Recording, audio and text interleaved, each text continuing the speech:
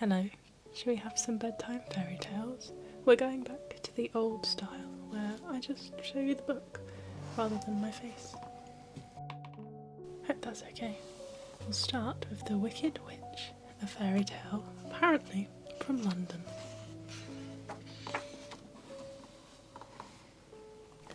There was once a devious old witch, and you know what her sort are like, always setting charms and jinxing things, and laying cunning traps to ensnare innocent children.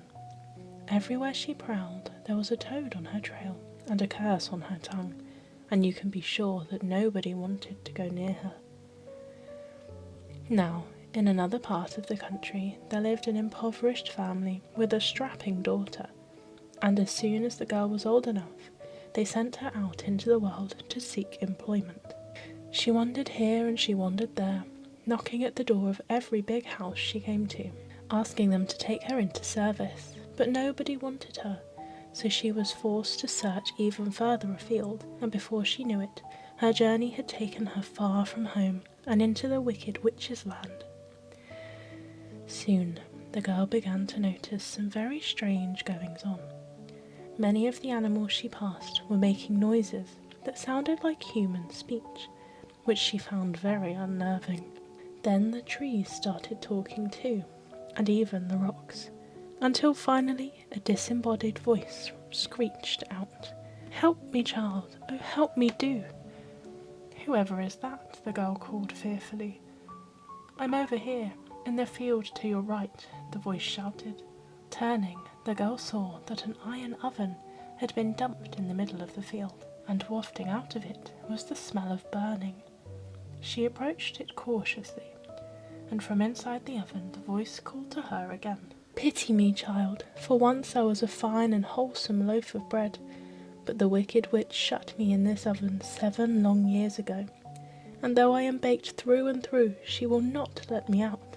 The girl had a kind heart, so she ran to open the oven door and set the loaf free, laying it gently upon the grass. The blackened loaf was gasping for air, but it thanked her profusely, and swore that, should the girl ever find herself in similar need, it would do all it could to reciprocate her kindness. The girl went on her way, and very soon she came to another field where a cow with dangerously swollen udders stood bellowing piteously.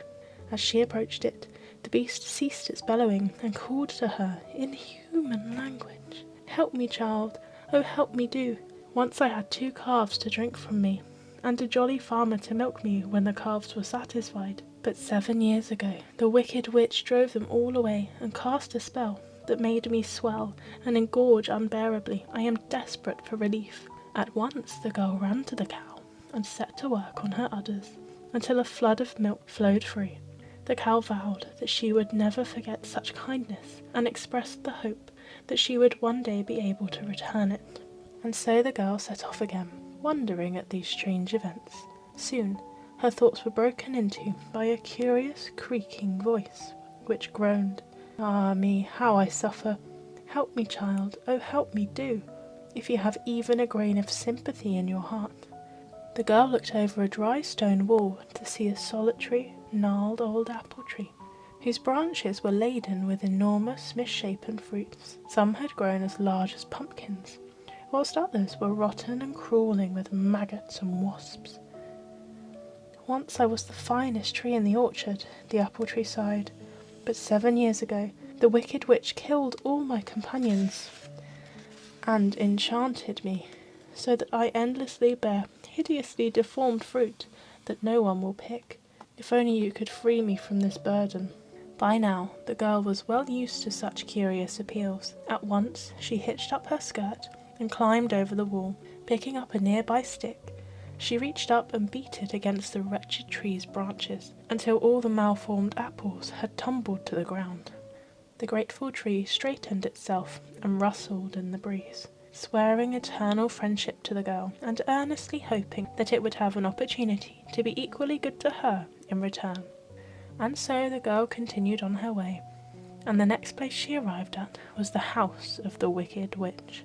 She took her courage into her hands and knocked boldly upon the front door. When the witch herself answered it, The girl dropped her best curtsy and asked the repulsive old hag if she had any need of a servant. "Indeed I do.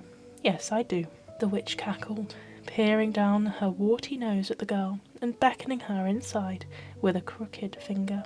"And I will pay you well, child, very well, so long as you keep my little house here tidy and clean."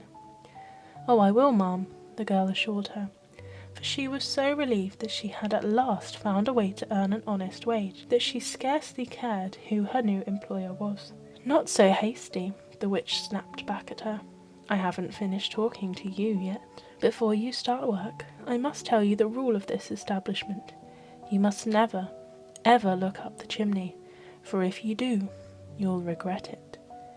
The girl promised faithfully to do as she'd been told, and the witch set her to work without further ado. At first, everything went very well. But you know how it is when something is forbidden. It makes you long to do it, and it nags and nags at your mind until you can think of nothing else. That's exactly how it was for the girl, who had a burning desire to look up the chimney. Of course, she couldn't do anything about it while the witch was spying on her with those sunken, all-seeing eyes of hers. But one day, the old hag went out to attend to some secret business of her own, and as soon as she had gone, the girl took her chance. She went and stood in the chimney breast and poked her head inside to see what was there, and you'll never guess what she found. Not a spook or a booby trap, but a huge sack of gold coins, easily within her reach. Of course, the girl couldn't resist reaching up and pulling it down, but at that very moment she heard the front door creaking open and the witch's outsized feet stomping into the house. "I'd better get out of here," the girl thought to herself, panicking. So she opened the window, jumped out, and ran for her life, taking the sack with her. She hadn't got very far when she heard the witch coming after her, but just then she came to the ancient apple tree that she had helped on her outward journey.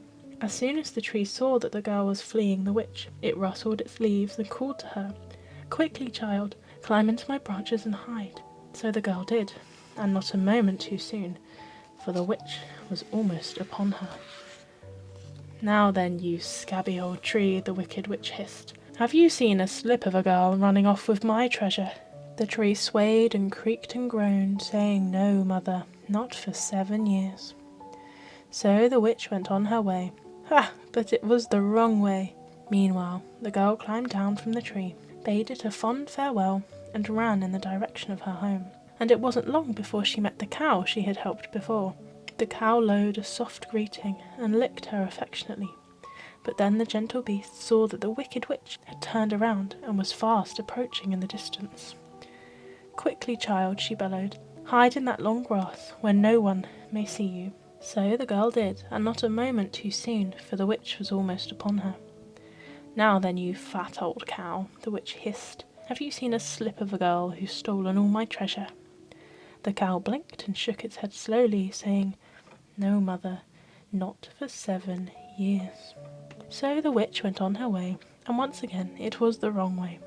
The girl came out of the grass, bade the cow a fond farewell, and ran yet further towards her home. And it wasn't long before she met the loaf of bread she had helped on her outward journey. The loaf greeted her cheerfully and broke off some tasty crumbs from its belly, offering them to the girl to nibble. But then it spotted the wicked witch, who had changed direction again and was galloping towards them in the distance. "Oh, loaf, whatever shall I do?" the poor girl cried. "Please can I hide in your oven?" "No," the loaf replied. "This time you must not hide, but run as fast as you can." So the girl ran off, and by the time the witch had reached the loaf of bread, she was 3 whole fields away and near the horizon. "Now then, you burnt and crumbly loaf," the witch shrieked. "I know you're hiding that thief of a girl in your oven. Move out of the way so I can open the door, pull her out, and tear her to pieces." "Of course, mother," the loaf said politely, and stepped aside so the old witch could open the oven door and peer inside. "I don't see her," she hissed. "Where is she? Where is she?" "She must be cowering in the back, mother," the loaf answered. "If you go right in, you are sure to find her." So the wicked old witch hauled herself up with her claw-like hands, sat in the oven's doorway, and swung her crackly, bony knees up, then climbed right inside. At once the loaf slammed the door shut, then it lit the oven, so the witch was burned to a cinder. As for the girl, she ran all the way home, with the witch's treasure. By all accounts, her family was very glad to have her back, safe and sound. And with that, I'm going to run out of phone storage, so let me know if you'd like to hear more. Sleep well.